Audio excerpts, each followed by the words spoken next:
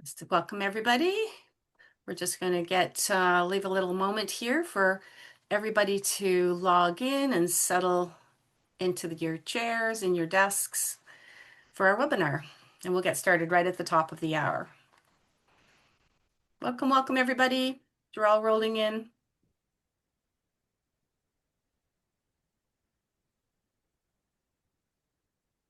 Welcoming everybody as they're logging on.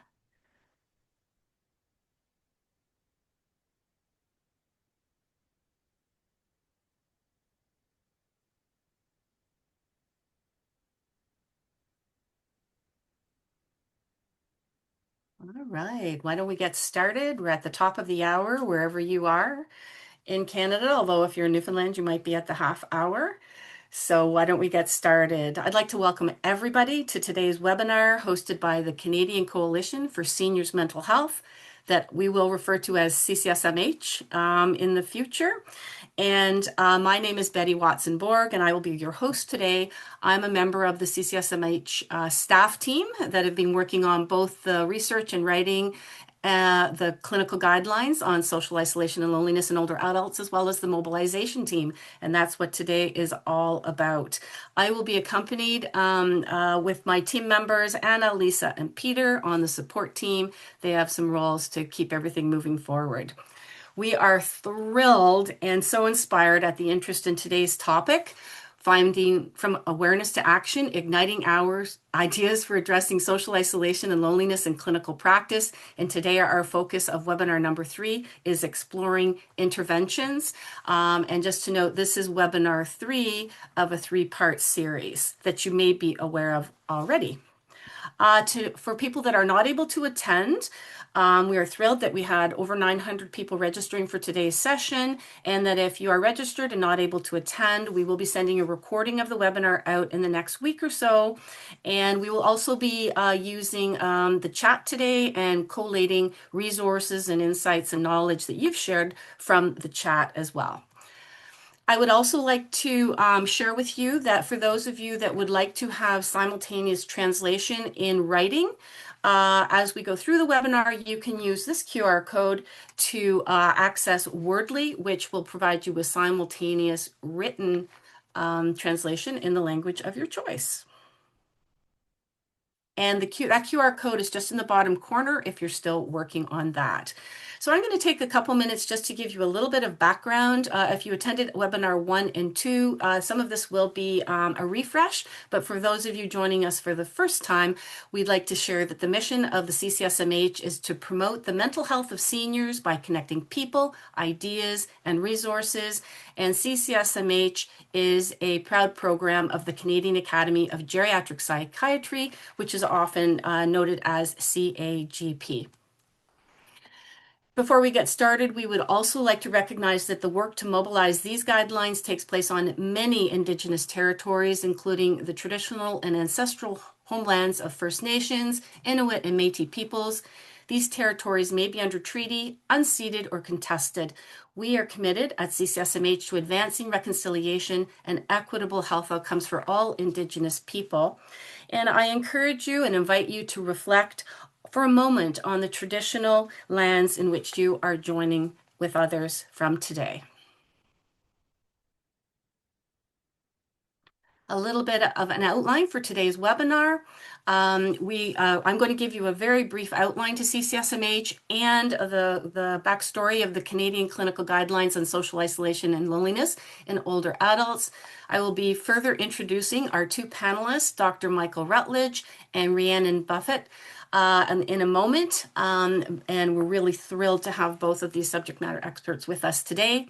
And then part of our time is to learn from all of you, where we will be facilitating a professional practice exchange. And this is the question we're hoping that you will think about while we're doing our presentation part today, is what intervention have you integrated into your practice with older clients or patients?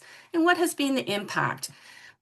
And then at the end, we will be trying to leave about 5 or 6 minutes to get some feedback from you using a QR code or the chat and what's something helpful that you are taking with you from this webinar. So that's our outline. We always try to pack a lot into our 60 minutes, so hopefully we will be able to pace ourselves collectively because we know there are a lot of you out there with a tremendous amount of experience and passion for this topic.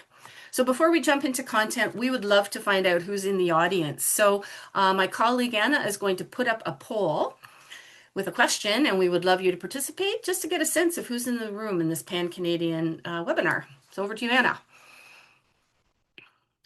All right. So where are you joining from? Our team is Pan-Canadian. I'm in Halifax, and we have colleagues in Vancouver and in Ontario and Manitoba, and many of you joining us from provinces and territories across Canada.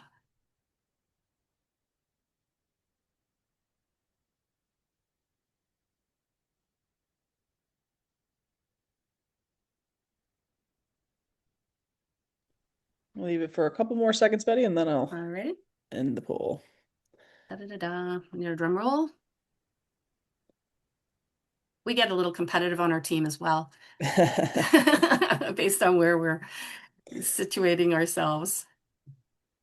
Oh, we have someone from Portland, Oregon, too. All right. Welcome to We our, need to add an other to this list, we obviously. do. Welcome. That's great. Love Okay. to hear that. Share the Whenever you're results. ready, Anna. All right, where we go. And sometimes you have to scroll down on your screen. This is fantastic. All right, we need to do a little bit more networking into our north. But thank you for that. All right, Anna, that if you wouldn't mind sharing the second poll to learn a little bit more about what is your practice, your professional role? What is your role that is bringing you to today's webinar?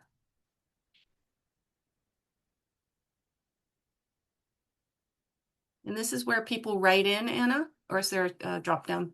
There's a drop down as well, although there is an other here, which we obviously need to add to Okay. the location as well.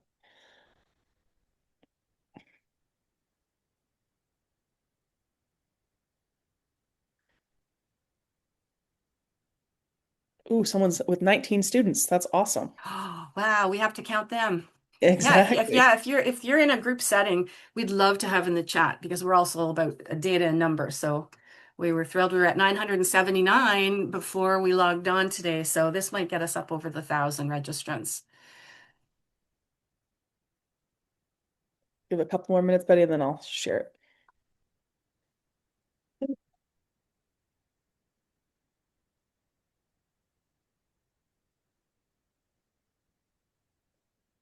Okay, sharing it now. No, no, we can take a peek at that.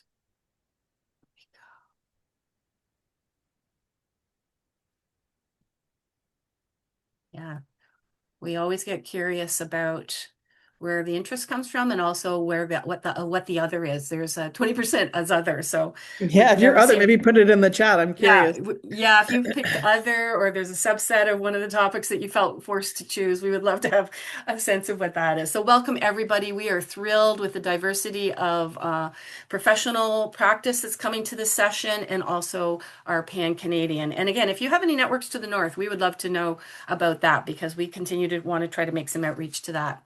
All right, let's keep rolling. Thanks so much, Anna, for that. And just need to get my slide going. There we go. Okay, a few notes for today. There is a presentation piece by our speakers that I'll introduce in a moment. We want you to use the Q&A tab if you have any logistical and technical questions. And when we get to the knowledge practice exchange, where we'd love to hear from you, we're primarily going to be using the chat. So it gets very fast and furious in the chat. However, if there's something you'd really like to say, open up, and you'd like us to open up your mic, we would welcome you putting in the Q&A, hey, there's something I'd like to say to everybody using my voice, and we will call upon you and open your microphone. That based on our numbers, we don't have a lot of space for that, but we also love to hear the voices of everybody. So be mindful that we will be using the chat for our knowledge exchange.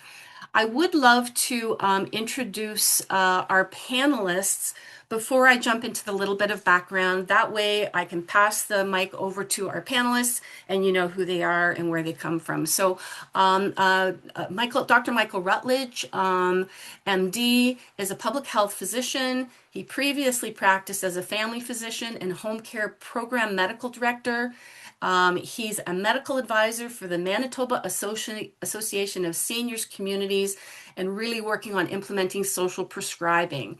And Michael, Dr. Routledge, is a fantastic supporter of CCSMH, and he is also on our Insight Council that is supporting our mobilization work. So Michael will be our first speaker, and followed by Rhiannon Buffett. And Rhiannon is a faculty member at Canadore College in North Bay, Ontario, specializing in recreational therapy. Rhiannon holds an honors degree in kinesiology and a postgraduate diploma in therapeutic recreation. She has her TRO designation and Certified Therapeutic Recreation Specialist certification. And Rhiannon was a therapeutic recreationist at One Kids Place Children's Treatment Center for 15 years, so coming to us with a lot of practical experience, and worked in rehab and alternative care levels of care at North Bay Regional Health Center. And Rhiannon is also on the faculty at Canadore College, who are actually bringing the guidelines into their diversity of their curriculum. They were doing it past fall, and this winter. So we have two champions for social health working with older adults. So I just wanted to introduce them and thank them so that we can roll right into their presentations after I carry this little brief overview to a couple things to make sure that we're all kind of starting from a similar foundation. So CCSMH in action, a 23-year history of an interprofessional coalition working as a program of the Canadian Academy of Geriatric Psychiatry, CAGP, that you will see the letters. And CCSMH has a focus on collaboration with clinicians, academics, and communities in various fields, conducting research, and really working to stay at the forefront of emerging knowledge translation on mental health and aging. Focus on evidence-based and relevant guidelines and education opportunities that support clinicians as they support the health of the older adults in their care. In February 2024, as part of this project, generously supported by the Waltons Foundation, CCSMH launched, to our knowledge, the first clinical guidelines in the world on social isolation and loneliness in older adults. And my colleagues are going to put into the chat the CCSMH website. So if you didn't know about the clinical guidelines on a diversity of topics related to mental health and aging, we encourage you to go there because CCSMH has been leading the way for several decades in this area of clinical guidelines. Why clinical guidelines now? I think probably we've got champions and ambassadors in the room already. You already know this, and this is why you're here. But social isolation and loneliness have both emerged as critical factors affecting the quality of life of older adults in Canada. And we now know it affects mental health, physical well-being, health behaviors, and ongoing access to services, as well as supports in the future. And that the implications we now know go far beyond emotional well-being, and that really impacting the potential to impact overall health outcomes, including exacerbating existing chronic conditions and the risk of mortality.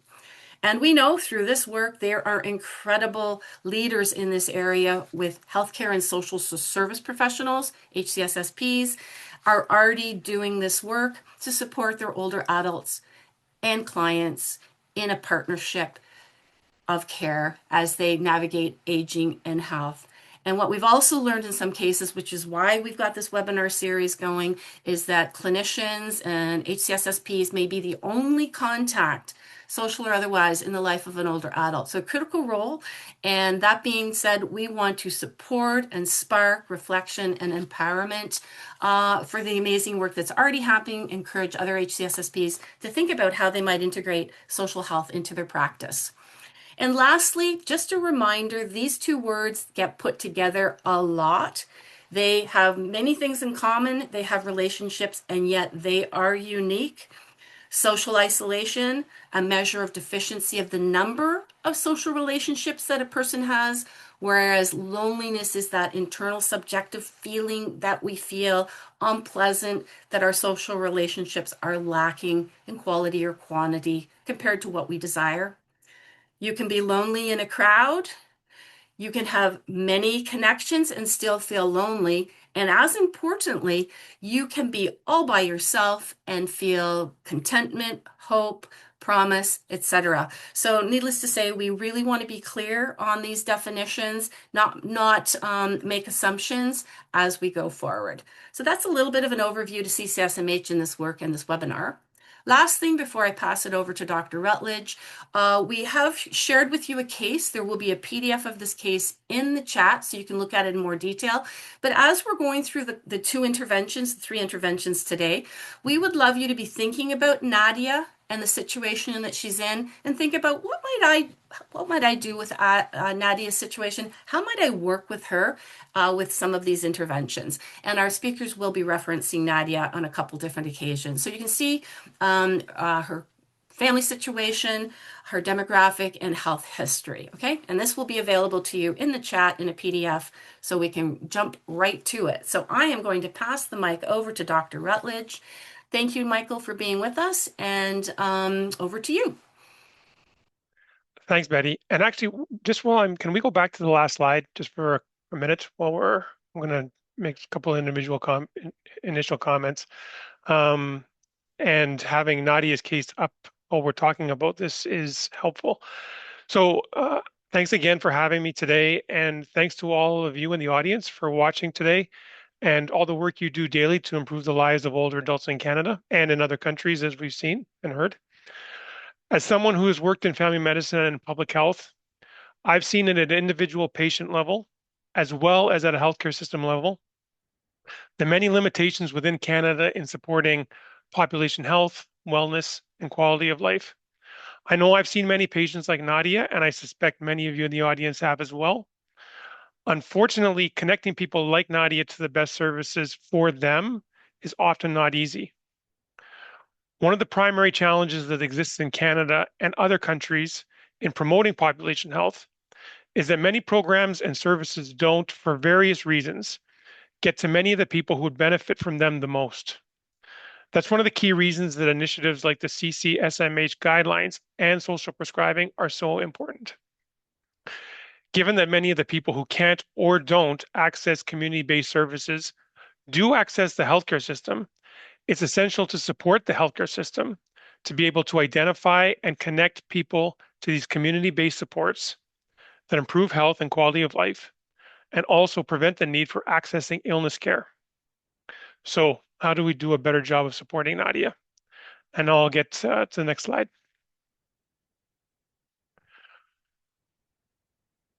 Fortunately, as you've been hearing, the CCSMH guidelines provide a template. Recommendation 8 in the guideline speaks to general principles of patient engagement with respect to interventions, including ensuring that treatment is provided for underlying medical or mental health conditions, taking an individualized approach with shared decision-making, identifying individuals' interests while appraising the resources available, and recognizing the diversity within older adult populations and considering culture and lived experience. Next slide. With respect to recommendation 9 and social prescribing specifically, it should be considered to manage socialization and loneliness. Service providers should consider a step care approach, and link workers and system navigators play an important role. Next slide. These bullets in particular describe my focus for today, and they're around how to better connect social and healthcare systems. So health and social service organizations should consider developing social prescribing strategies or teams, including designating a core team of staff. And that core team of staff is really important to ensure accountability and ensure that progress is made, program evaluation, all the components that go into that to support implementing the strategy. Similarly, on the other side, community organizations should consider developing relationships or partnerships with clinical organizations to share relevant social prescribing resources. This is the approach we're taking in Manitoba to strengthen that connection between community-based organizations and the healthcare system. Fortunately, as this slide speaks to, we're at a point in history where there's growing support for doing this kind of work. These are two quotes from Directors General of the World Health Organization that speak to the transition that's needed. So the first one from Margaret Chan talks about the recommended societal approach to population aging, which includes the goal of building an age-friendly world, requires a transformation of health systems. And I wanted to bold that because it really does reflect the idea that we need to evolve out of a system that used to be really centered on patient coming into the healthcare system, dealing with their immediate need, and then sending them back home without looking at them in a more holistic way, and looking at the entire system in a more holistic way to better promote health and wellness. So again, transforming health systems towards the provision of integrated care that is centered on the needs of older people. And then another quote, social participation is an important paradigm shift in global health that offers great potential for meeting the health needs of people, in particular, those who are in vulnerable or marginalized situations. And again, this is a really important aspect of social prescribing because we know that often the folks who need the services, as I mentioned before, are the ones who oftentimes have more difficulty accessing them. And so social prescribing, because people access the healthcare system, creates a mechanism to really support people who are even more marginalized and in more in need of supports. Next slide.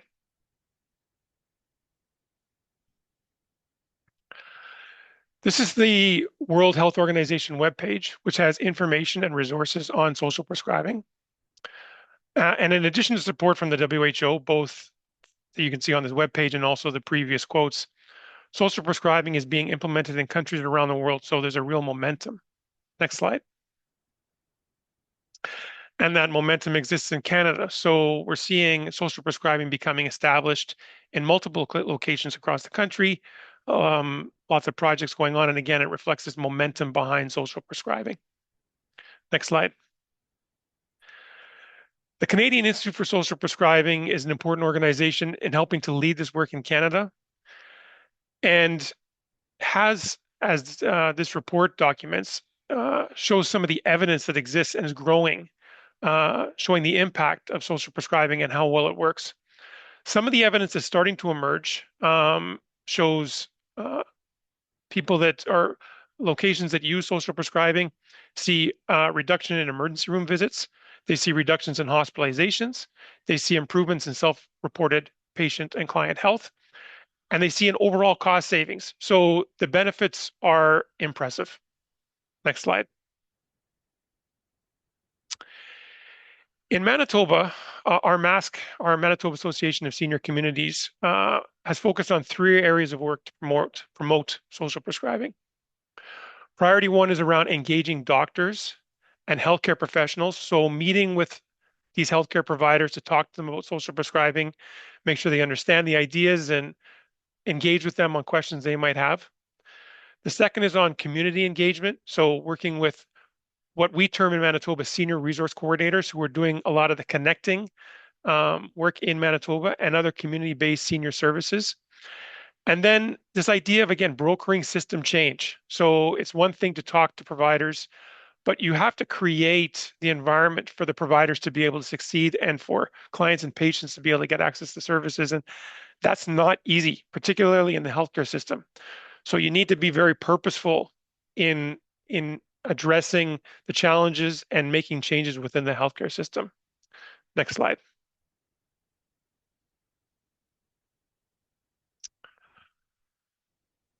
In terms of breaking some of that work down, some of the areas of work that we're doing in Manitoba are around standardizing resources. So we've done a lot of work with some of the provincial teams who are engaged now in creating a practice guideline for social prescribing in Manitoba.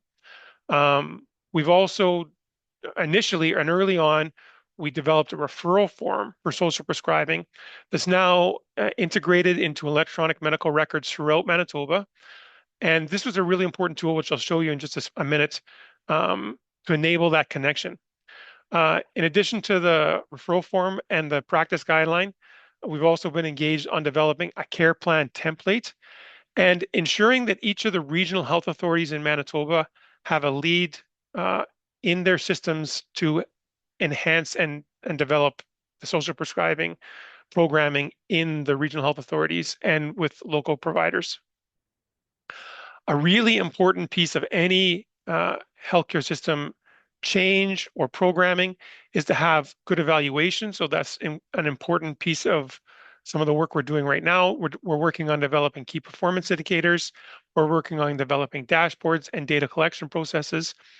And again, communication and change management plans to make sure that you have an effective process for establishing social prescribing as a successful program in Manitoba.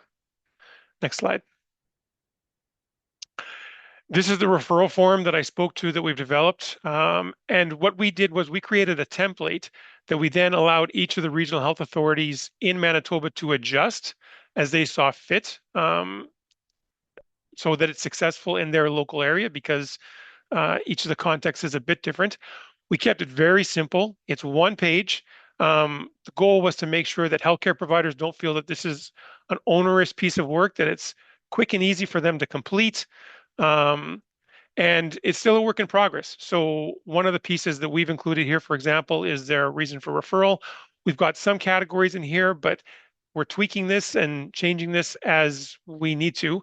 And as we, again, continue our evaluation processes and our quality improvement processes, we'll continue to upgrade the referral form. But we wanted to make sure we had a simple, effective template that regional health authorities and healthcare providers could use to get started. Next slide.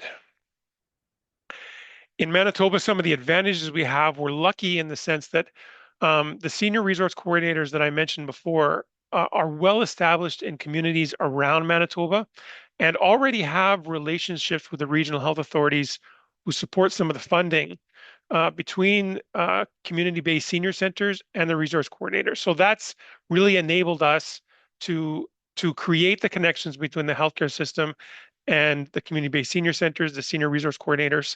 Some of that relationship was already there, and a lot of the processes were in place. So incorporating social prescribing is facilitated by that in Manitoba. And we've done a lot of work in engaging the provincial and regional health authority leadership in the healthcare system in Manitoba, and we've been very pleased to get a lot of really positive feedback and support. So those are both important enablers in doing this work in Manitoba. Next slide. This is a bit of a complicated slide, and I certainly don't put it up to highlight every single bullet here, but I put it up again to speak to the fact that doing good program development in healthcare is a complicated process. I also wanted to highlight specifically that within Manitoba, there's a clinical services plan that has been driving a lot of the work around how to provide healthcare services in Manitoba over the last number of years. And that work has been divided into different clinical teams. The team we've been partnering with is the primary care, home, community, and palliative care team. And they've been really instrumental in helping us get social prescribing established in Manitoba, doing some of the work I talked to previously around establishing practice guidelines and care pathways, and also in helping us connect to my health teams that exist in Manitoba, which really reflect, again, this evolution that's happening in the healthcare system away from the old system of simply a patient seeing their family doctor, having a visit, and then leaving. The evolution of primary care is towards more holistic care, more team-based care, more collaborative-based care, and social prescribing fits well into that model. Next slide.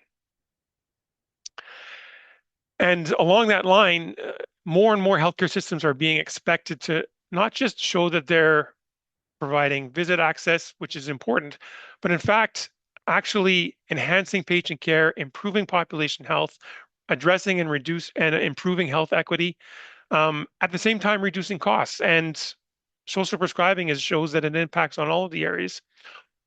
Another area here that I haven't mentioned yet, but I think is really important, is number 3, which is improving the work life of healthcare providers. One of the pieces that social prescribing is showing evidence of, and I certainly believe is the case, is is improving job satisfaction for healthcare workers and hopefully for community-based support providers as well. I know for me as a former family physician, I would often see patients in the office and I would struggle with how to support them, knowing that what we can provide in terms of access through the healthcare and medical systems are limited, and patients would need other community-based resources, but I wouldn't know how to access them. And so social prescribing creates a mechanism to improve patient health and wellness, improve population health, but also actually improve job satisfaction for healthcare providers. Next slide. Are we ready for social prescribing? So with any system change, that's always the question. We're very busy. How do we do this? We're not sure we have time for this, and there's always going to be challenges. But the reality is, hopefully, I've made the case, and I think the case is there. And as we've been talking to healthcare system administrators and providers, it doesn't take long for them to see the advantages of social prescribing. So I really feel, again, we're seeing momentum for this because it's a win-win-win that's going to pay off in the long term for patients and for the systems. Next slide. Stories are so important. So it's important when you're making a case for um, program development and system change that you provide data. And we talked about some of the data, but those stories are what's really critical. And as we've been going around talking to healthcare providers and system administrators, it's been very valuable for us to have our senior resource coordinators come along and also healthcare providers as well, telling the stories of patients that they've seen and supported and how beneficial it's been. Next slide. Along that line, one of our really important partners has been Doctors Manitoba. This is an article that was in one of their recent quarterly publications, and we see them as a really important partner going forward as well. Next slide. And I'll just end, these are some links to some resources on the CISP website if people want to get more information and resources on social prescribing. Thank you. Thank you so much, Michael. And note you will get this slide deck and these resources. So if you have lots of questions about, I want to learn more, there's some fabulous resources. Thank you, Michael, for taking us through a whirlwind of not only what social prescribing is, but the context in which it's coming to its own at this point in time. We'd love to do a little check-in before we introduce Rhiannon. And so here's our little poll. How likely are you to include social prescribing as an intervention with your older clients or patients, including I already included as an intervention? So just a little pulse check to see what's happening out there across Canada.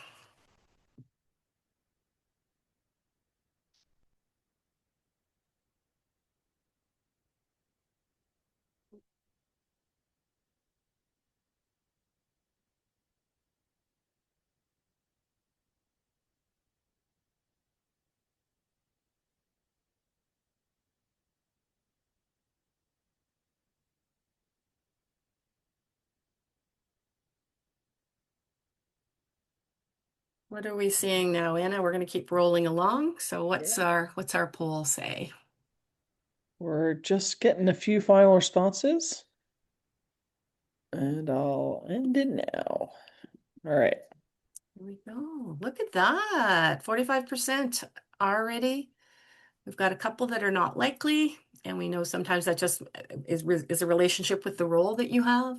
Lovely. So definitely, I think we're seeing the curve starting to trend towards a lot of activity in social prescribing. So thanks again, Michael, and we'll close that poll. And I am now going to pass the mic over to Rhiannon, and I'm just going to move that slide forward. It's Thanks so much, Betty. Yeah, it's great to follow Michael's information, obviously, on the kind of grander picture of social prescribing. But if you've looked at the interventions and the clinical guidelines, we see that there's a lot of interventions and there's many that we can kind of dig into. But we want to focus, or I'll be focusing today on number 14, on leisure skill development and leisure activities, recognizing that those other interventions, social activity, physical, animals, even technology, can roll into that kind of picture of leisure activities. Next slide, please. And I think, and I loved how earlier Betty shared a bit more about those concepts of social isolation, loneliness, even kind of contentment and solitude. And I think when we think about relationships, we often think about that with respect to relationships with other people. But I think it's also key for us to think about the relationships with our community, with our environment, and also our relationship with ourselves. And leisure development and engagement in leisure is a really beautiful way to be able to interact and create that relationship with ourselves and the environment and community. Next slide, please. So we'll kind of go through these little bits in the next few slides. But before we move on, I just want to talk about this time of transition when we think about leisure skill development and activities. I think at different transition periods throughout our lives, leisure changes. You know, I work at a college, and so seeing students come from either previous education experience or high school into the college life, there's that transition period. And into older adulthood too, it is a transition from previous responsibilities and things like that. And sometimes that can even be a time for reinvention, which can be a really neat thing as well. Next slide, please. So when we talk about kind of leisure roles and thinking about that, we often define ourselves as our work, maybe as a family role we have, as a parent, a sibling, a partner, we're an employee, we're a colleague.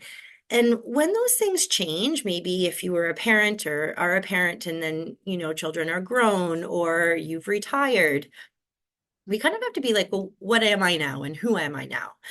So leisure roles can be really this nice, important piece to kind of not fill the void, but transition in to that next piece. So we can support people in recognizing that maybe they're a volunteer or they're an outdoor enthusiast, they're a creative artist, they're a gardener, they're a grandparent, whatever it might be.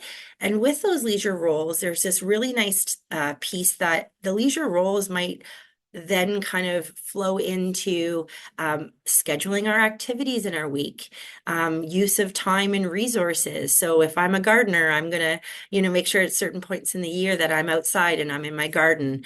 If I'm a volunteer, when they need me, I can go and fulfill that role. Next slide, please. So sometimes we have to ask those questions and kind of help people or maybe support people in learning and figuring out what those roles can be. And we can kind of think who we were, or ask who were you, and think about what was your favorite thing to do 10 years ago, 20 years ago on a weekend when you had some free time. And who are we now? You know, what could you teach someone? Again, pulling on those strengths and taking that strength-based approach. What's something that you want to learn? So then we can start thinking about, okay, how can we connect these individuals to certain programs and activities? And then if you could do anything in the world tomorrow, what would it be? So who do you want to be? And thinking about that growth mindset. I think that we sometimes say that when we're children, we say, you know, when I grow up. And I'm in my 40s and I still like to say that. So it would be great if people in their 60s, 70s, 80s pluses are still saying when I grow up, you know, that bucket list, that vision board, and really kind of thinking about like, who do I really want to be at this stage in my life? Next slide, please. And although we think that leisure is easily accessible, it's not always top of mind or really understood by everyone. And so we might need to take the time to take a step back before we even get to that point of here's all the activities and kind of share some basics. And I think with leisure education, it really kind of flows with the stages of readiness for change. So if somebody is at pre-contemplation and not thinking that they need a change, contemplation into preparation, we might provide different levels or concepts of leisure education. First and foremost, thinking about how leisure is a state of mind, it's an experience.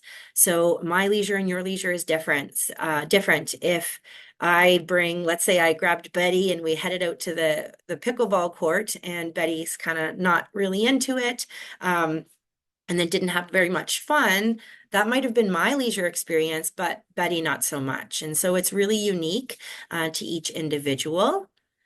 And, when we think about medical and pharmacological treatments, as well as non-medical and non-pharmacological treatments, we might be able to really share about the benefits of participation in leisure activities, the physical benefits, the cognitive benefits, and the social emotional benefits.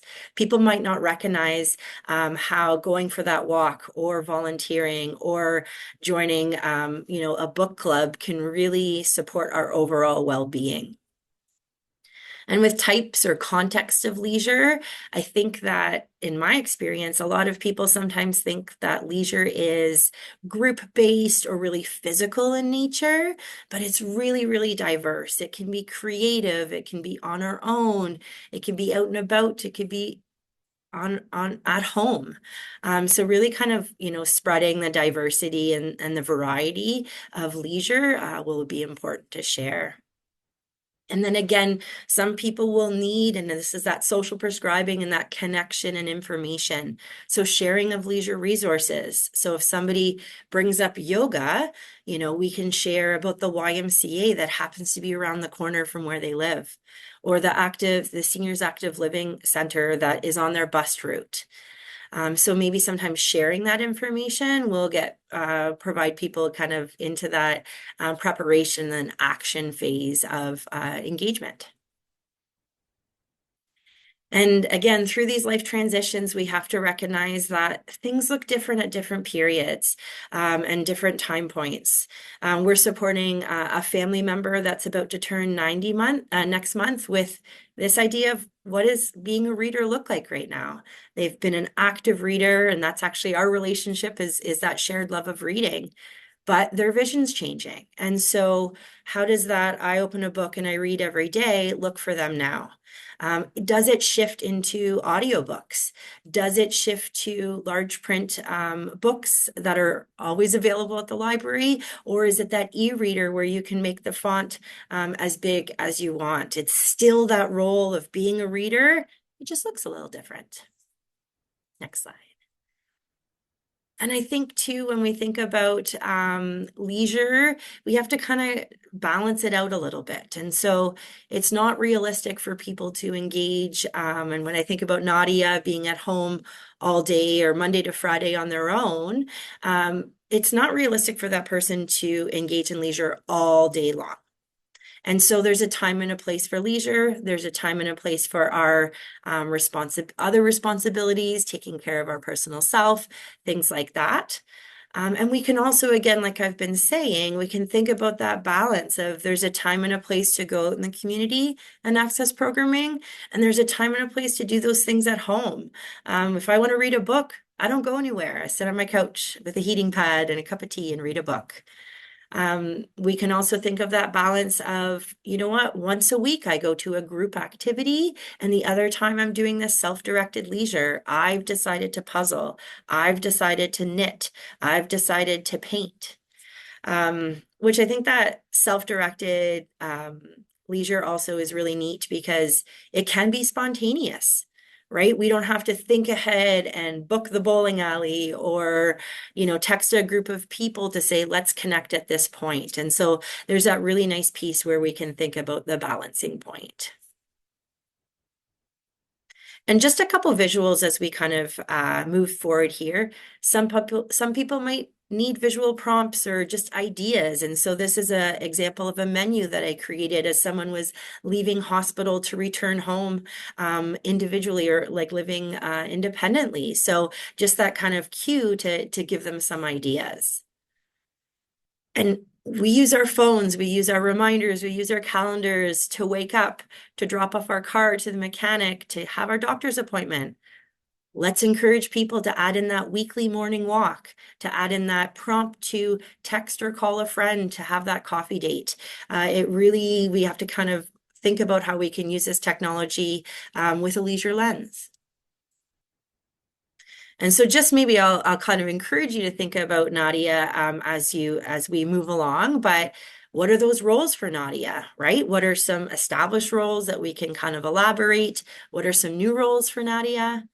What is that relationship with Nadia's community, with other people, and also with herself? And then, especially with those big chunks of the day, thinking about what does self-directed leisure look like for Nadia at home, and how can we support that success?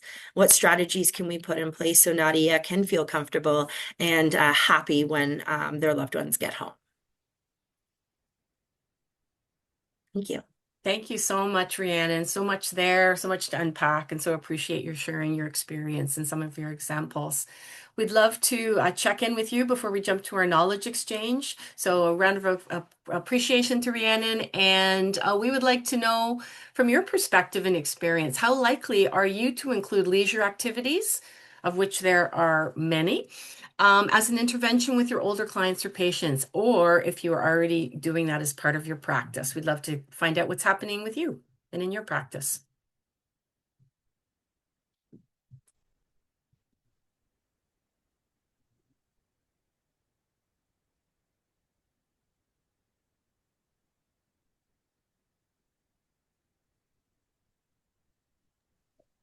Just slowly trickling in, Betty, so I'll Yep, just give it a that's couple great. more Yeah. minutes. So as people are responding to this poll, we're going to be moving for the next 10 minutes or so, what we're calling our knowledge exchange.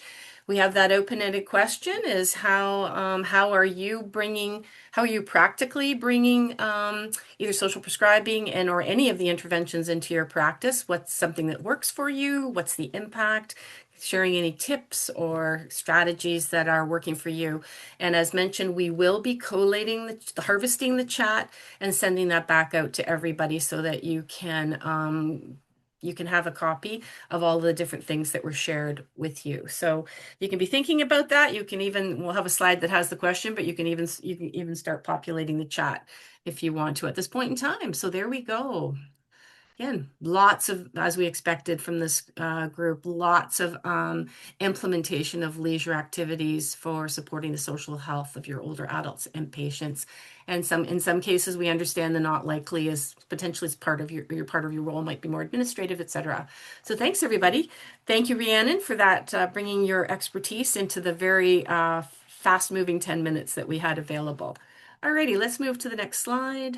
And here's our question. So using the chat, what intervention have you integrated into your practice with the older adults in your practice? Could be clients or patients, depending on your position. And what has been the impact? So we're going to, my colleague Lisa is going to be monitoring the chat, and I'd ask Rhiannon and Dr. Routledge to come back on camera. They too will be monitoring the chat, and we're just going to have a bit of a discussion back and forth. Not like the traditional Q&A. We just love to hear what's happening, what you're sharing, and celebrate and acknowledge the amazing things that you're doing. And we've got about 10 minutes for this. Great, thanks, Betty. I'm just wondering if Anna wouldn't mind opening up the mic for Lynn Stewart. There's a really innovative program happening in Nova Scotia that Lynn is willing to share. So Lynn, feel free to go ahead. Hi, Lisa. Thank you so much for honing in on that little comment. So here in Nova Scotia, I'm a caregiver support coordinator with Caregivers Nova Scotia. And we partnered with the Canadian Centre for Caregiving Excellence and CISP and received funding to do our a social prescription project here. And what that looked like essentially was our first year we partnered with collaborative care clinics and pharmacy clinics. And that partnership really focused on introducing social prescription, discussing caregiver needs, how are you recognizing caregivers at this time, and then, introducing the idea of making that referral to Caregivers Nova Scotia. Our organization, we're the provincial organization that supports unpaid caregivers, those family and friends that are providing care for somebody with an illness or disability, physical, mental, a frailty, something like that. And so we offer, we really work on those social determinants of health by helping people with all kinds of things. Look so different depending on what that caregiver is what their journey is like, but we offer one-on-one support groups, which really helps with that social isolation piece. We help people, caregivers are facing financial crisis. We help them connect with respite. We help them navigate healthcare systems, all kinds of things like that. So we're just finishing up our first year. So much to say about it. I hope I didn't want to take too much of your time, but I hope I've given a good Coles notes. And we've just finished up our first year, and we're hoping to be successful we've just applied for 3 more years of funding. So that would look like us expanding this program more into more collaborative care clinics, more pharmacies, and of course, looking at different pilot sites. Excellent. Thank you so much for sharing, Lynn, and talking about that important group of caregivers. That's Thanks, fantastic. Yeah, thanks for giving me the opportunity. Appreciate it. So what are we seeing in the chat? What are we noticing? What's coming up? Lisa, I saw your comment, and I also had read Lauren Spinelli's comment about being an occupational therapist and having a rec therapy colleague, and just some ideas on how they can work effectively together. And I think really it's just that kind of how do we collaborate, not compete? And I know that leisure is part of can be activity of daily living and within the OT scope of practice as well. But really just having those conversations kind of behind the scenes, and then I'll take this one and you take that one. And I don't know if there's like a specific strategy I would suggest, but I also, the leisure education I spoke to, sometimes I would do group sessions. And so maybe once a month it's inviting a group of seniors where instead of sharing it one-on-one, maybe the OT and rec therapist can share that together and talk about the logistics. I know someone mentioned about transit as well. And so share it at the masses versus just the one-on-one maybe. Excellent. Thank you so much for that comment, Rhiannon. That's great. One of the other things I'm just going to ask Dr. Routledge, he had shared an answer to a great question, and a lot of the comments have been around cost as a factor and reducing budgets, and he provided some really great information here. So I'll pass it over to Dr. Routledge. Yeah, just to say, I mean, anytime we're trying to make the case, it's hard. It's really difficult running the healthcare system. There's a lot of demand, there's a lot of expectations, there's a lot of moving parts. It's not easy. And so when you're talking about implementing something new like social prescribing, both because it's new, but also because, when you're talking about a community-based service, most healthcare administrators and systems are focused on emergency rooms and operating rooms and hospitals, and those need to work and work well. Oftentimes, though, that means there's less space. Historically, there's been less space for primary care, although that's changing over time, and we're more sort of incorporating and building the primary care system so it can promote health, do its job well, because that actually benefits the acute, more emergent care system. And so social prescribing's got that same potential. And in fact, actually, one of the comments was around, or one of the things we're hearing across Canada with healthcare providers, and particularly with family physicians, is this paperwork issue, that a lot of family physicians are really dealing with a lot of paperwork. It's taking away time from them to see patients and to provide care. And so one of the benefits I see with social prescribing, as somebody who used to do family medicine again, is that if I know that I can quickly refer somebody to a senior resource coordinator who can help them with disability forms, who can help them get access to programs, it makes me better at my job. It makes me quicker at my job, and potentially sort of actually enables system improvements. So that's the sales pitch that we're making in Manitoba, is that this benefits patients, this improves population health, and by the way, it probably also makes the system's job easier and improves satisfaction for providers. So it really feels like a win-win-win.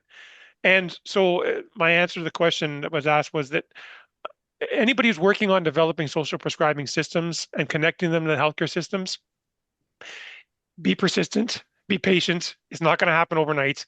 You're going to have to chip away. You want to try and find advocates in the system who are leaders who can make change happen, get them on your side, support them to go forward within the systems and make change, and just keep working away at it. Thanks, Michael. That was great. I love all of the different suggestions of what people are doing. A note from Connie saying the biggest impact they've had in Manitoba is connecting the various groups who meet and are connected with older adults. So that's a great way to build social prescribing. Lots of comments about person-centered approaches to interventions, knowing what the individual is interested in, so important. Can I just add in too? Somebody, I don't know Yeah. where it was, but someone made a comment early on or a question about does finding purpose in life have a long-term effect? And I mean, I would say yes. I think about, at different stages, like finding my purpose in my 20s and 30s is still having its effect. So I think that, but again, like everyone's saying, and like we've discussed today, it's that unique discussion that you have to have because my purpose is different than Michael's, is different than Peter's and Lisa's and things like that. But I think, yeah, if somebody can have, it's kind of like catching fire, right? Once you find their niche, once you find what's exciting for them, there's often again that reason, like Nadia, they're worried she might be depressed. And so there's that opportunity, like it gives you a purpose to get out of bed in the morning, to get excited, to get dressed up, to get out the door. So I do think it has this long-term effect that when people feel, again, they have a leisure role, they have a reason to engage with other people, I definitely think it could be that long-term impact for sure. Oh, my goodness. This is what happens when we try to do so much with so many amazing clinicians and professionals in an hour. So we are running up to the end of our time. So just a couple things before we wrap up. One is in response to the question that I noted in the chat. We will be providing you with a copy of this recording. We'll also be harvesting and collating all the incredible ideas that were coming in fast and furious in the chat and sending that out to you as a bit of a PDF. And we would also love to hear from you how you found this webinar. It helps us with our planning and going forward. So there's a QR code there. We'll also be sending a link out after the webinar in case you don't have quite time now. And we would also like to encourage you to sign up with CCSMH as an associate, because then you'll be able to get information as it comes out about what's happening in this area, including some exciting tools and resources that we're going to be launching in March.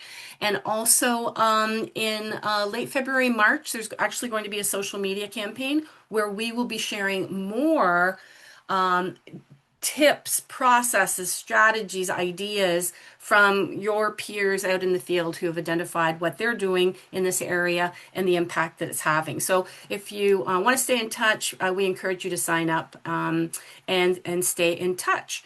So without further ado, we're at the top of our time. So huge thanks to Dr. Michael Routledge and Rhiannon Buffett for sharing their time, their expertise, their knowledge, and as importantly, their incredible passion for this area of supporting older adults and their social health. Thank you to everybody who has signed up. We're so excited to spend this time with you, and we just know there's so many more conversations we want to have with everybody. So thanks again. We'll call that a wrap, and we look forward to staying in touch as we move into 2026. Take care, everybody. Thanks very much.